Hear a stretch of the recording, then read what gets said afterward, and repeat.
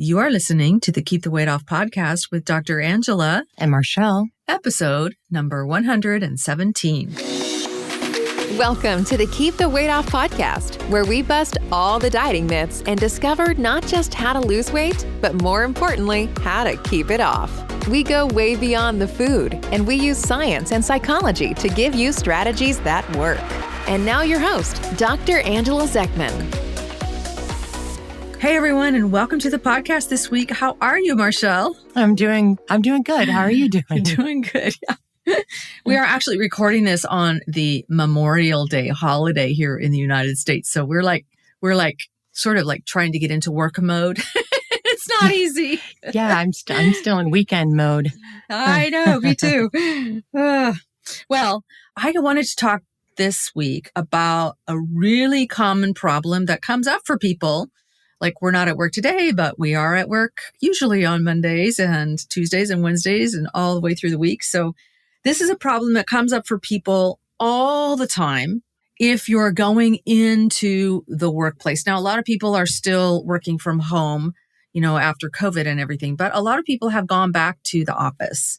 And so I just wanted to talk. I hear this story so often, and here's how it can play out. And this happened to one of our patients. So it happens to many of our patients. So let's say you have a coworker that brings candy into work, or maybe they're a baker and they're baking in the evenings and on weekends, or maybe their kids were baking and so they're bringing stuff into the office, or maybe someone is bringing in donuts. Have you ever had a workplace like this, Marchelle? I know I have. Oh, definitely. I mean, we had a workplace worked at a workplace where all of the nurses, we had like our own snack drawers. Oh God. And we would go and, just shop in each other's drawers. And so that's when I gained a lot of weight. I gained a lot of weight during that job. Oh man. So, yeah, it was a problem. I used to work at the state, and I got to tell you, everywhere at the state is junk food, at least in those days. Now, we don't have that problem in our workplace, typically, because we're on top of it. So we don't really have people bringing stuff in. So it's a good thing. But let's say you are working in a workplace where people are bringing stuff in, and you know that indulging in these foods is going to prevent you from getting healthy, right? And often, not always, but often you're pretty good at passing it up. And then something stressful happens, like maybe you've got a deadline you're working on, or you've got a cranky customer, or there's extra work because someone had to take leave, or someone quit and their replacement hasn't been found yet. Like, there's all kinds of things that can happen in the workplace. Maybe you're up for some sort of inspection, like just all kinds of things. So you're stressed out. And there's the candy or the baked goods or whatever it might be, and you can't pass it up and you indulge. And then before you know it, this has become a routine. So you're starting to gain weight again, and you're feeling frustrated with yourself, and you're angry with your coworker. So those are the kinds of things that can happen. Has that ever happened to you, Marchelle? Yeah. We hear about this a lot too. I mean, and I've struggled with this myself. I'm sure even people that work at home, struggle with this just because, it's stressful working at home and your kitchen is right there. And so I'm sure, even the people working from home struggle with this. So so we hear about it a lot at work. Yeah, we hear about it a lot. And, sometimes the scenario is a little different. Maybe there's a coworker that's going out to lunch and asks you to join them. And you want to be a good coworker, and you actually really do enjoy their company, but they're always going out for fast food or a sandwich or something like that. And food that's not going to keep you healthy. And you're not really sure what to say or do when the invitation comes. And sometimes it's the boss even. And you fear that if you say no, you might not be seen as a team player. So there's all of these thoughts that we're having about these situations. Maybe it's someone's birthday, or somebody's retiring, or some other sort of celebration, and there's a potluck.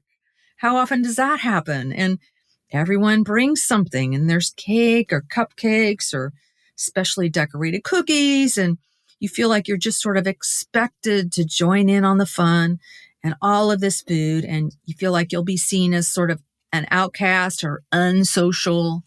if you don't join in. So I know it's funny that we're talking about this because same job as like the snack drawers. But we used to have a workplace meeting, with all the doctors and everything every week, every Thursday. And the manager, his wife would make this monkey bread, which I don't know if you guys know what monkey bread is. Okay. It's just full of it's dough and brown sugar and all, all the things you're not supposed to be eating. And of course, you don't say no because, the manager's wife made it and, everybody digs in. Even if you didn't want to, you still ate it anyway, and so I totally understand, this kind of workplace pressure. Yes. And especially if the boss brings it in, it's like, ooh, right. I know, the right? boss's wife made it. Oh my gosh. Yeah, I know. So these situations are really difficult to navigate. So what are you supposed to do in a situation like this? Well, I want to tell you what happened to one of our patients.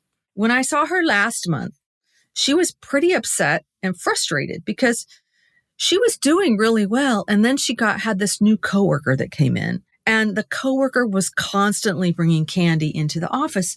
And it just made everything so hard for her. And I want you to know that I get this on a very profound level.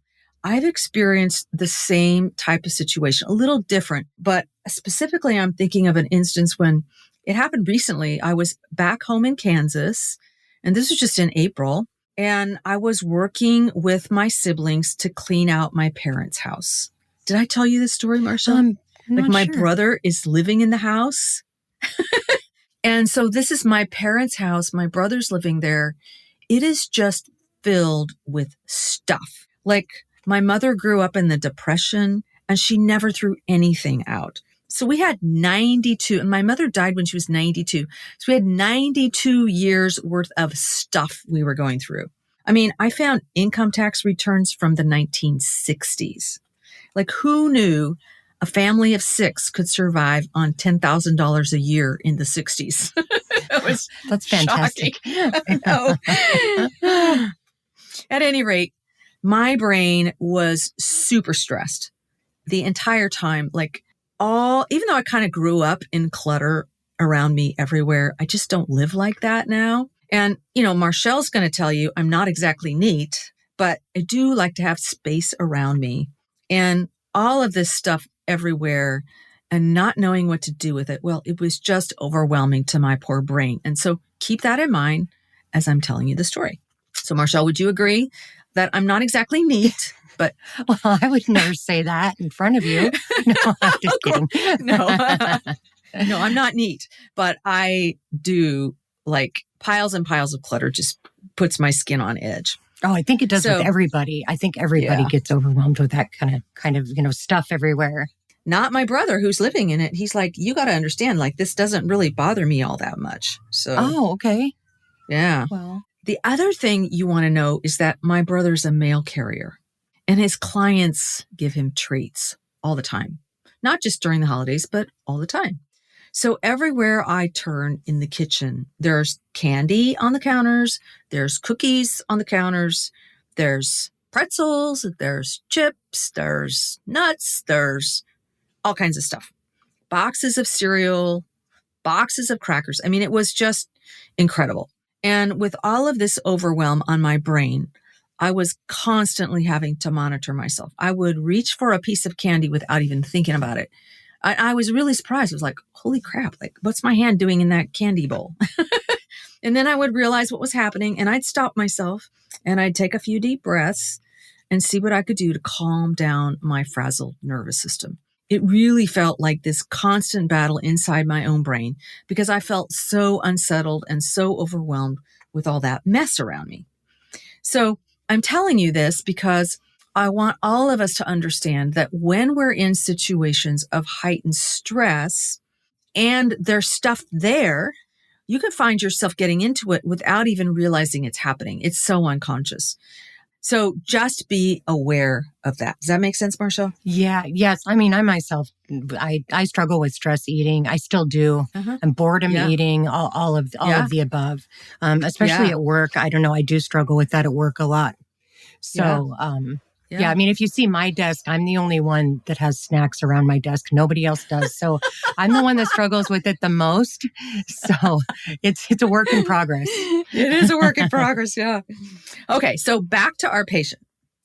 She's under stress at work, and this new coworker is bringing candy in, and she's having a hard time staying away from it. And she wants to make a good impression on her new coworker. She doesn't want to offend her. So what's she supposed to do? So I made a gentle suggestion, and I just said, I wonder if it would be possible to just have a non-threatening, gentle conversation with the coworker and say, I'm trying to be healthier and lose weight, and this candy is really tempting me. Do you think you could put it away so I don't have to see it? Something along those lines, right? And she gave me this look like, really? Do you think I could do that? So I wasn't really sure if she's going to be able to do this or not. And I was just like, well, let's hope that she can do it. So I saw her last week, and she told me what happened. Super interesting. She got up her courage, and she did talk to her new coworker. And she explained that she was trying to get healthy and to lose weight. And she just asked politely if she could put the candy away. To her surprise, her coworker was actually happy to do it. And here's the interesting part. Her coworker started asking her questions. She said, what are you doing? I want to lose weight too. Like, my husband and I are both interested in losing weight. I see you're going to the gym in the morning. I see you're taking walks at lunch. Can I walk with you? And who's this nutritionist you're seeing, by the way? She's talking about me. She's like, perhaps I'll make an appointment too for both me and my husband. So, I love that. I know. So it was so great. So my patient is acting as sort of a mentor for her coworker, and it's helping her get on a path to a new, happier, healthy lifestyle. Isn't that amazing? Like, that's great. Yeah. Isn't like all it took was for her to speak up, to let her needs be known without judgment. She didn't tell the other woman that she shouldn't be eating candy. She just said, this is making it hard for me, and made a polite request.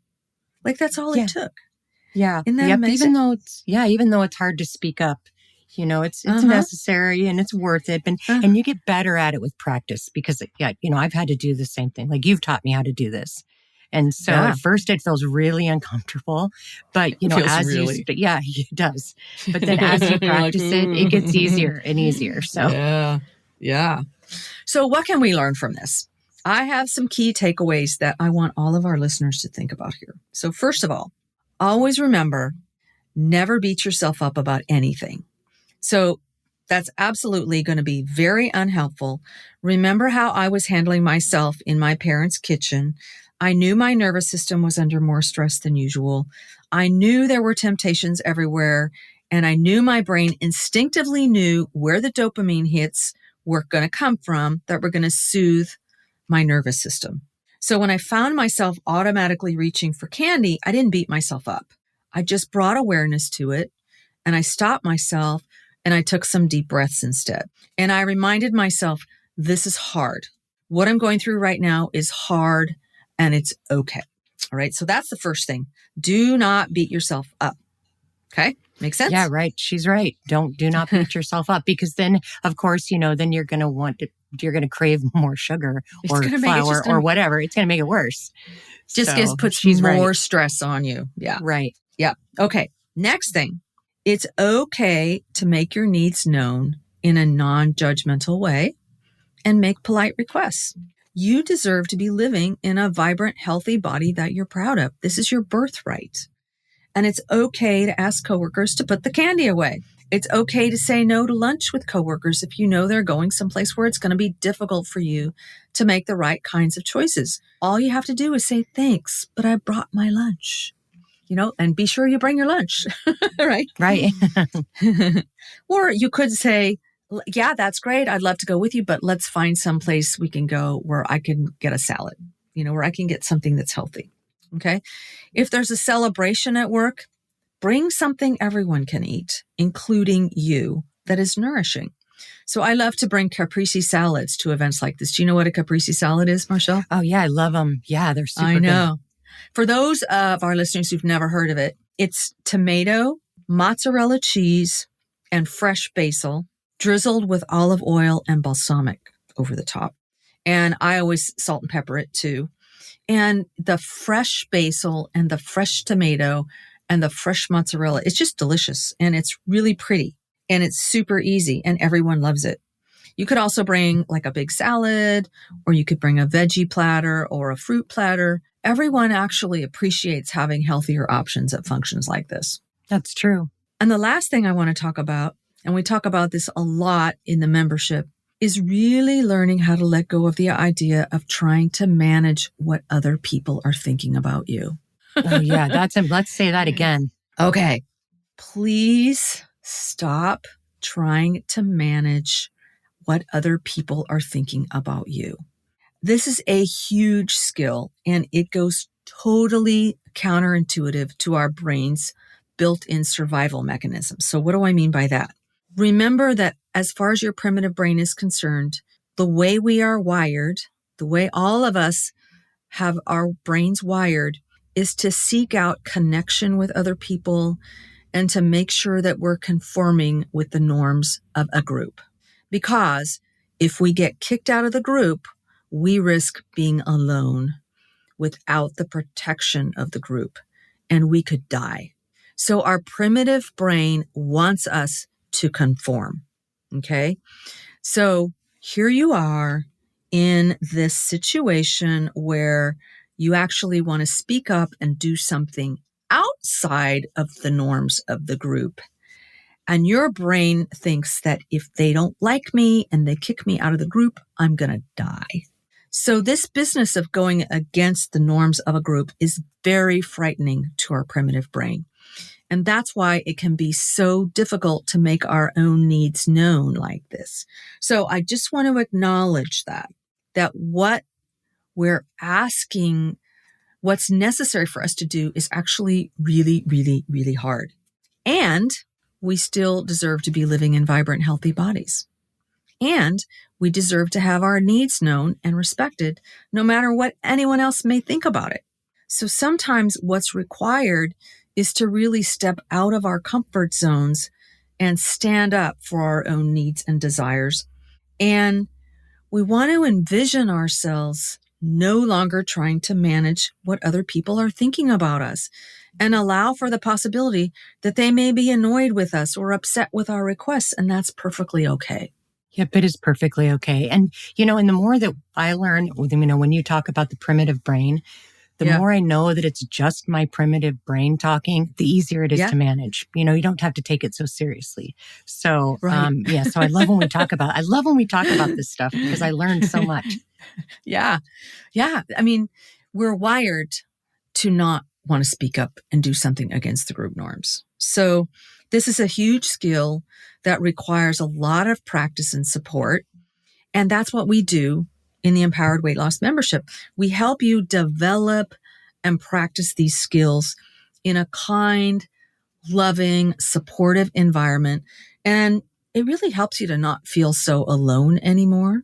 So I just want everybody to recognize that lasting weight loss requires so much more than just learning what foods to eat and how to prepare them and all of that. Like, it requires understanding your primitive brain and doing things outside of your comfort zone and standing up for yourself.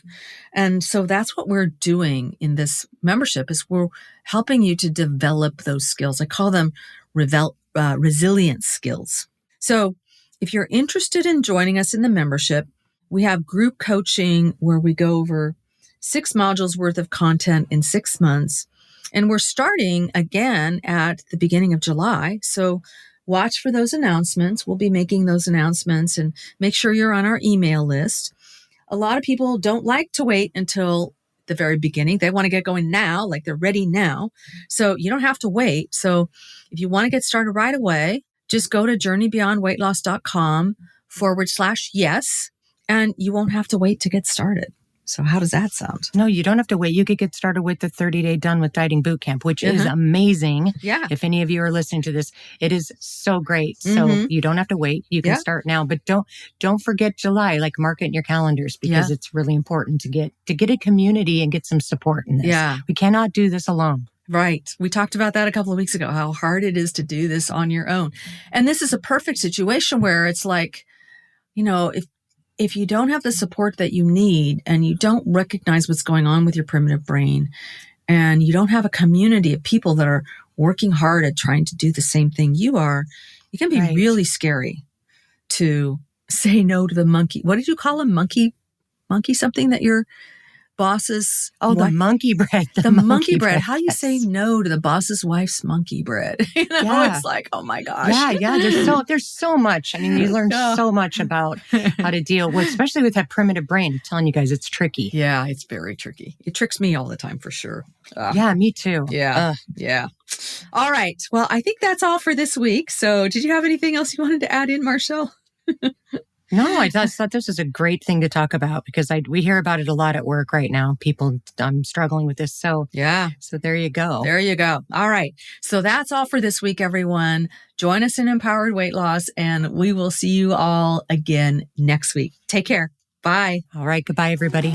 Hey, if you really want to lose weight and keep it off for good, your next step is to sign up for Dr. Angela's free weight loss course, where you're going to learn everything you need to get started on your weight loss journey the right way. Just head over to journeybeyondweightloss.com/free course to sign up. Also, it would be awesome if you could take a few moments and write a review on iTunes. Thanks, and we'll see you in Journey Beyond Weight Loss.